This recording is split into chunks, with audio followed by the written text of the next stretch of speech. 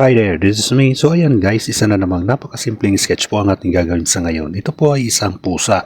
Ang pusa o Felis catus ay isang hayop na inalagaan ng tao. Kadalasan hinuhuli nito ang mga bubuwit at ibon. Isang karniboro ang mga pusa o mga mamalyang kumakain ng karne na kabilang sa pamilyang Felidae. Naging alagang domestikado ang mga pusa na may higit na sa 3,000 mga taon at tanyag sila bilang mga alagang hayop sa bahay.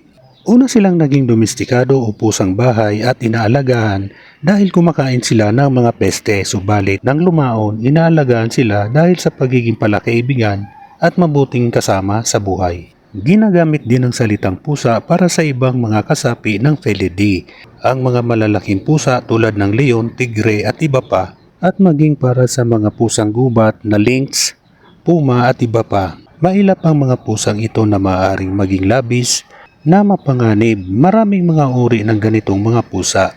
Batay sa katawagang Ingles, tinatawag na reyna ang babaeng pusa, samantalang tom naman ang lalaking pusa. So ayan guys, patapos ng ating pag-i-sketch. Ako po'y nagpapasalamat sa inyo sa walang sawang panonood nyo sa aking mga simpleng sketches. So ayan guys, tapos na nga po. Maraming salamat. Bye bye. Thank you.